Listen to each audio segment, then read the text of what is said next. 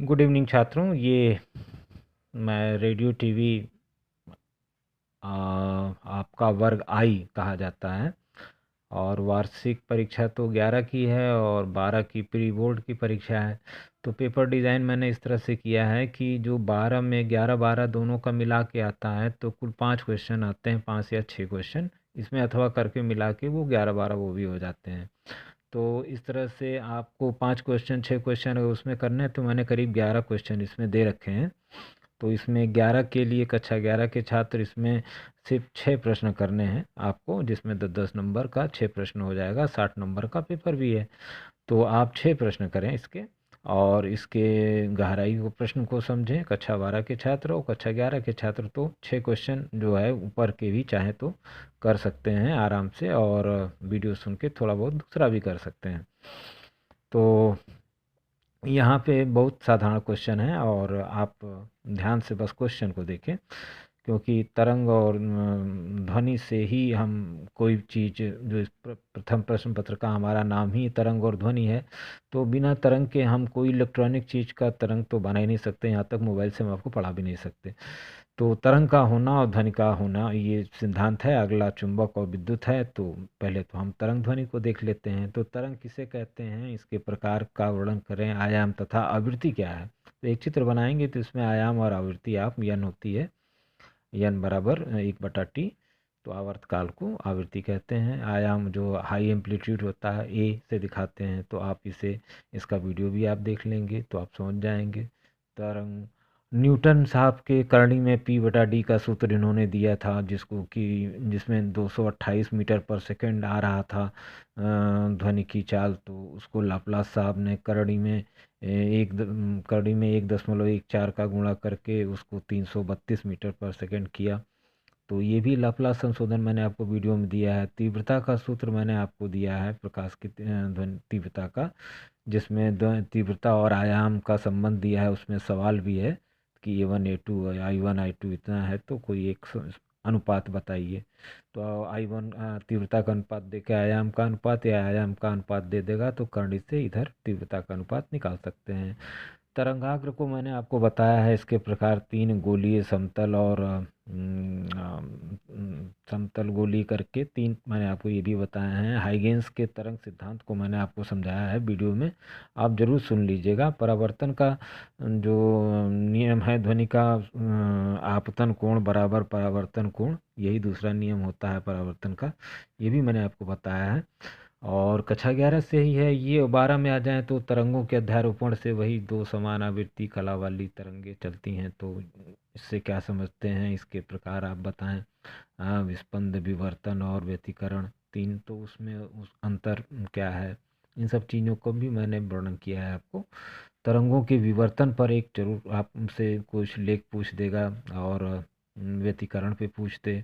व्यतिकरण, विवर्तन और विस्पंद, ये 3। और चौथा इसका जो डॉपलर का प्रभाव है। रेलवे स्टेशन पे आप खड़े होते हैं तो 3 तरह का, जब श्रोता साथ जा रहा हो और गाड़ी भी, सीटी भी साथ साथ दौड़ रहे हो, एक एक और दूसरा जब आप खड़े हो गाड़ी आ रही हो तो वो आवृत्ति।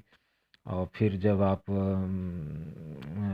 दोनों एक दूसरे के साथ ही, गाड़ी भी आ रही है आप भी उस दिशा में जा रहे हैं तो तीसरी स्थिति।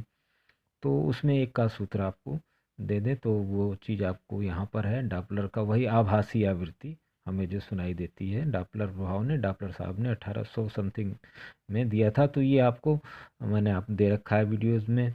विस्पंद का क्या काम है और व्यतिकरण से कैसे अलग है, ये इसका भी आपको वीडियो मिल जाएगा। कुंडली या मेलडी का प्रयोग को भी आपको वीडियो में मिल जाएगा। और द्वितीय प्रश्न पत्र जो है आपको कल मैं बना दूंगा एक मॉडल इसका, जो आपको इस तरह का मिलेगा। क्योंकि इसमें भी देखिए 11 क्वेश्चन हो गए। तो ये 11 क्वेश्चन करीब अगर आपके कंप्लीट हैं तो 12 में प्री बोर्ड में कोई दिक्कत नहीं है। और कक्षा 11 के वार्षिक में 6 ही प्रश्न करने हैं। 6 प्रश्न आपको भी, 12 को भी, 11 को भी, ऐसे करके ही प्रश्न की डिज़ाइनिंग होगी। और आप लोग के लिए मॉडल पेपर है, आप उस हिसाब से अपनी तैयारी करें। और मैं भी कोशिश कर रहा हूँ कि जो क्लास में कुछ बता सकता हूँ वो बता दे रहा हूँ, जो यहाँ बता सकता हूँ बता दे रहा हूँ। किसी तरह से आपको हर चीज़ का लगभग इसके महीन मोटा सब सारी जानकारी आप जानते रहेंगे तभी आने वाले हैं उसमें, और आप सफल भी होंगे। स्क्रीनशॉट आप ले ही सकते हैं, और अगर कोई गलती हो तो ज़रूर माफ़ करिएगा। मैं कुछ पेपर जो पिछले छमाही के सामान्य हिंदी के थे वो मैंने डाल दिए हैं, आप देख के क्वेश्चन उसको हल करिएगा, विज्ञान वाली ही सामान्य हिंदी सॉल्व करिएगा, क्योंकि कई लड़के आर्ट साइड वाली हिंदी को सॉल्व करने लगे थे पिछली बार छमाही में। कक्षा 11 के लड़के, उनको नहीं पता था तो वो ढंग से नहीं समझ पाए थे। तो मैं प्लीज़ इस बार वो लोग, एक दो लड़के थे, ज़्यादा नहीं, सब लोग की बात नहीं करूँगा, एक दो लड़के, तो प्लीज़ उसको आप लोग सामान्य हिंदी भले आर्ट में बैठिए लेकिन आप सामान्य हिंदी को लेके उसको सॉल्व करिएगा, विज्ञान वाली। तो ये सूचना के साथ वीडियो को लंबा ना किया जाए, और एक छोटा आपका हो गया एक पेपर 60 नंबर का, और सामान्य आधारित विषय भी हो गया। कल मैं इसको अपलोड कर दूंगा 10 तारीख, धीरे धीरे 17 तारीख तक आपके सारे पेपर के मॉडल पेपर आपके सामने होंगे। आप उस हिसाब से अपनी तैयारी करके आएँ और टाइम से आएँ, ताकि अपना हिंदी और भूगोल समाजशास्त्र देख के, हमारे रेडियो टीवी के और सामान्य आधारित पेपर को देख के अपना आपको अपडेट कर लें, और उसके बाद 12 में आपकी जो इच्छा जैसी होगी आप बताएंगे तो आपको उस तरह से किया जाएगा। कई लड़कों का जो कुछ अपनी प्रॉब्लम्स है तो उसको भी देखा जाएगा, दूर किया जाएगा, समझा जाएगा। लेकिन आपको कॉलेज में एग्ज़ाम देना मस्ट है, क्योंकि एग्ज़ाम में रहेंगे, फीस आपकी जमा है, आप लोगों ने कर दी है, तो एग्ज़ाम देना भी ज़रूरी है। वरना फेल हो जाएंगे तो फिर मजबूरन इसमें जो है आपको फेल की टीसी मिलेगी, फेल पास की। तो जैसा भी आप उचित समझें, एग्ज़ाम ज़रूर दें। Many many thanks.